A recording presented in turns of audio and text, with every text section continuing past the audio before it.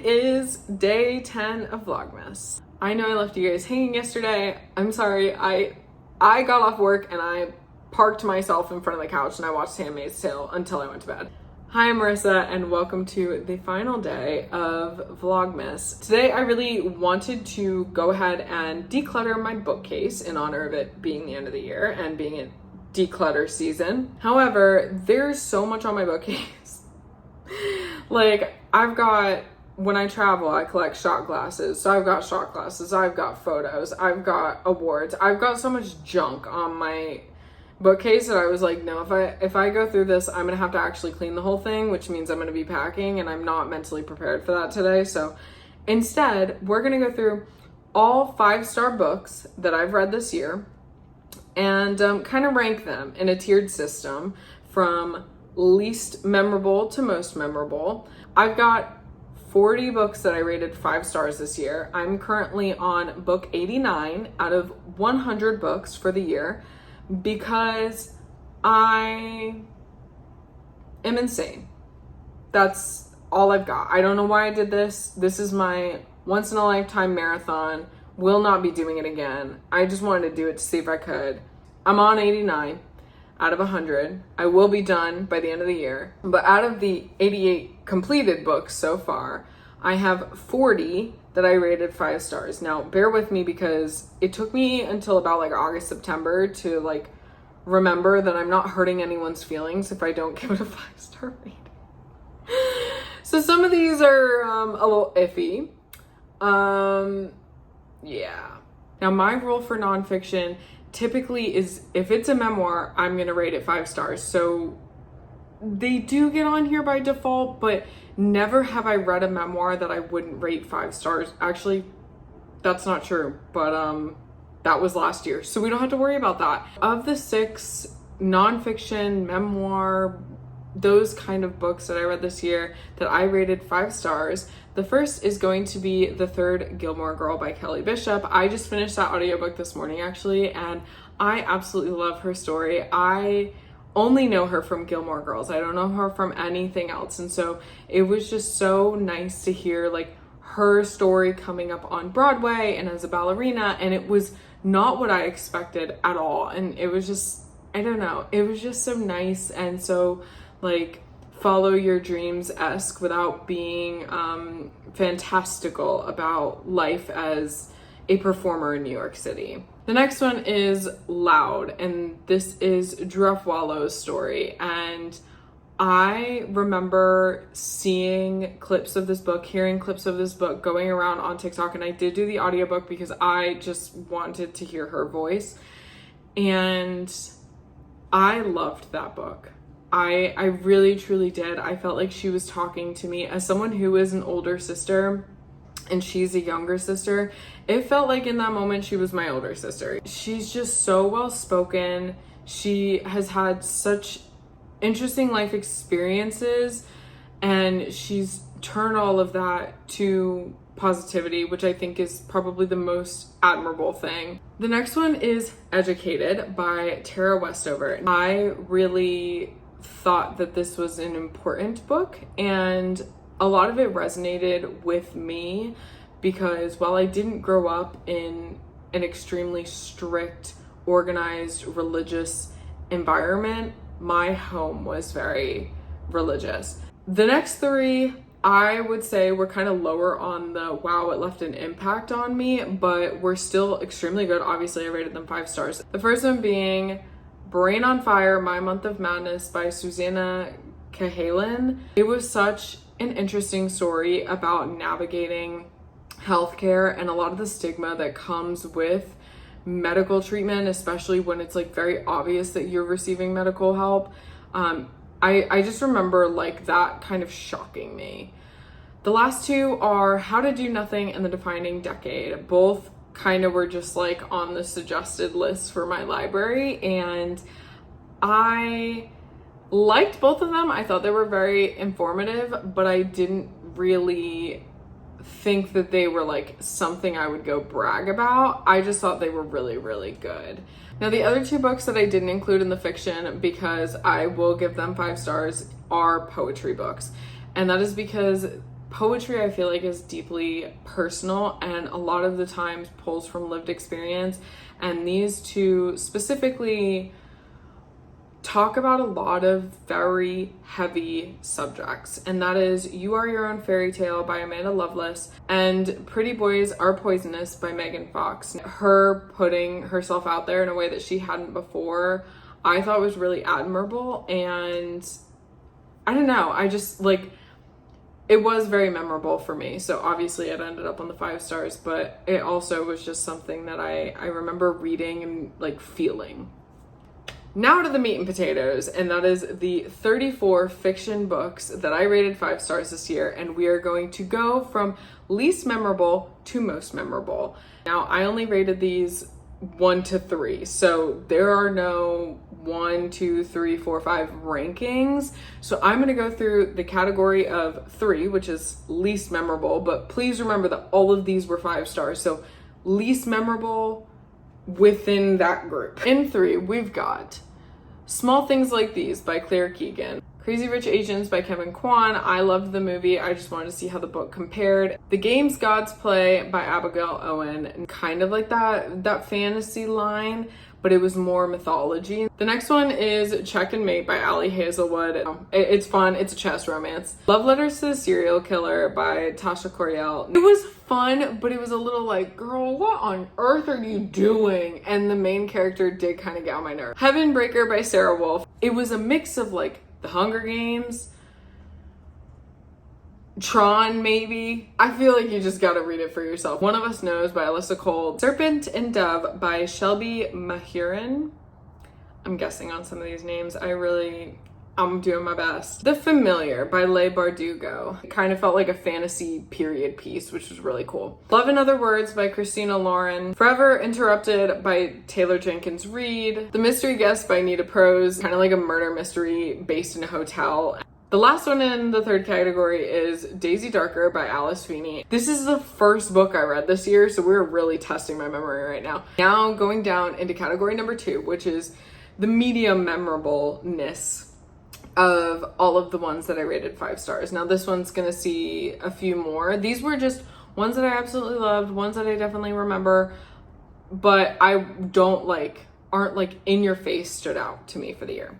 Queen Charlotte by Julia Quinn and Shonda Rhimes. I just like to read all the Bridgertons after I watch the season because I like to compare, and I love Queen Charlotte. Maybe at the Lake by Carly Fortune. I've got 3 of her books on this list, and all of them are in this middle chunk. The other 2 Carly Fortune books that I really liked were This Summer Will Be Different and Every Summer After. She is an automatic read for me now. House of Flame and Shadow by Sarah J. Maas. Yes, this is number 2 and I'm so sorry. I do understand that people were very underwhelmed with it. For me, I was just like, yeah, this is a 1,000-page setting the scene, which is totally fine because that's gonna happen, 1. And 2, a lot of stuff still happened. Like, a whole bunch of stuff happened. So we just gotta be patient. I read it and I was like, you know what? It gives me all the Twilight feels without being cringy, without having the sentence structure of a 2nd grader. I loved it. I loved it so much.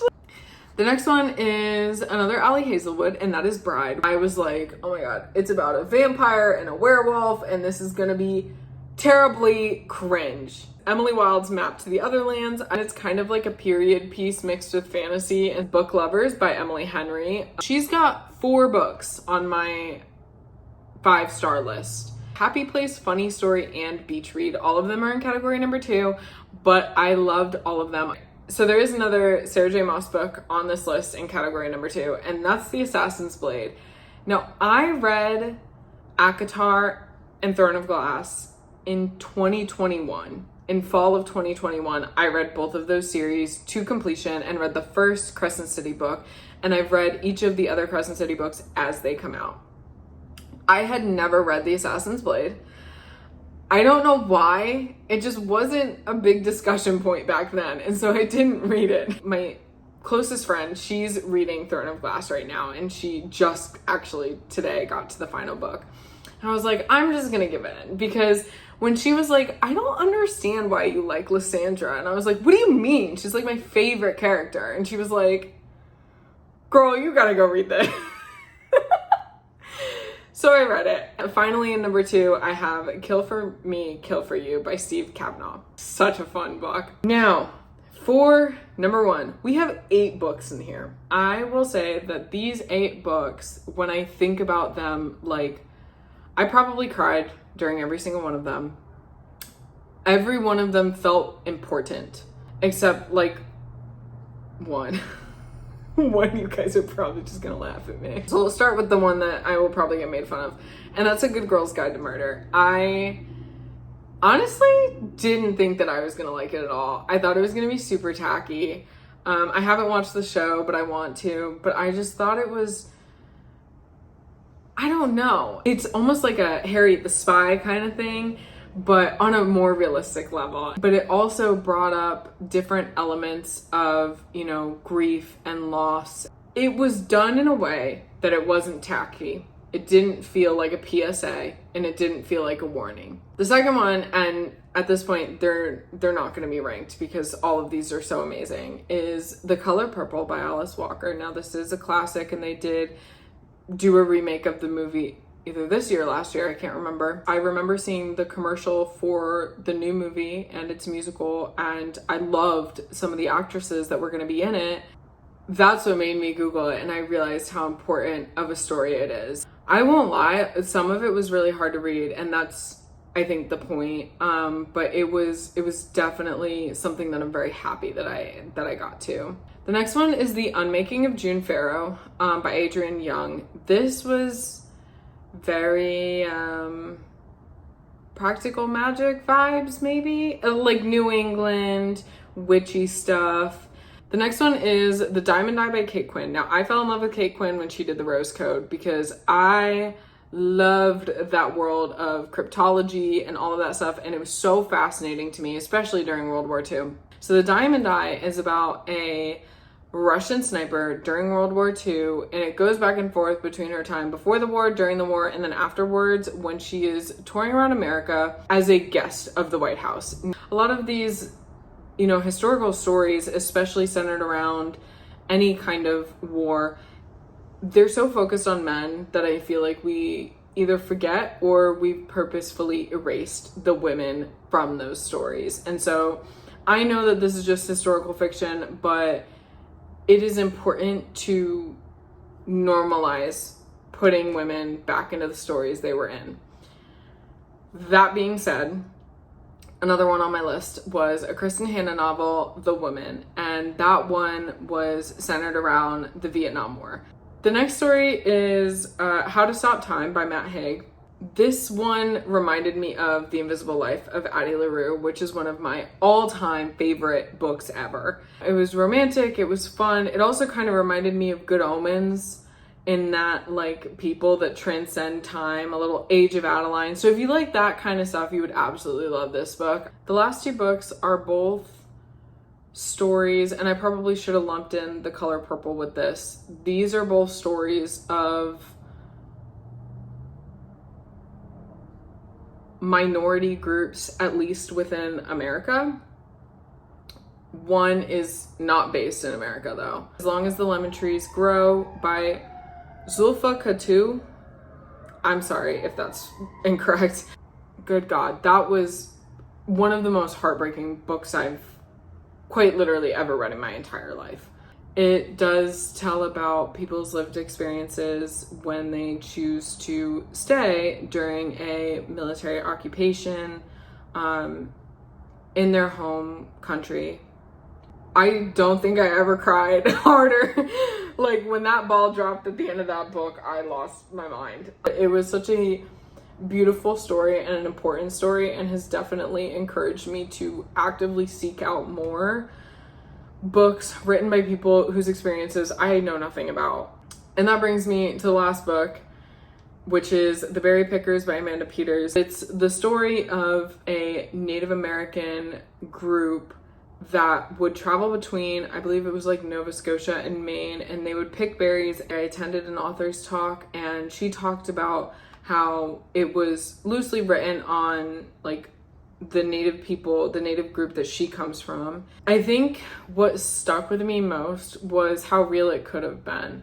There was a time where it was very common that, you know, if a person of color or an immigrant or a Native would go to an emergency service, go to a medical professional, go to the news, they were treated as crazy. They were treated as overreacting. They weren't taken as seriously.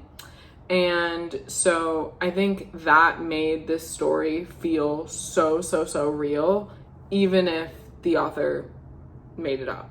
So that is how I rank all 40 of my 5-star books for this year. I would love to know how many books you read this year. If you have any reading goals for the upcoming year, what was your favorite book that you read this year? This does conclude our Vlogmas series, and I have enjoyed spending this time, especially in long form content, so much.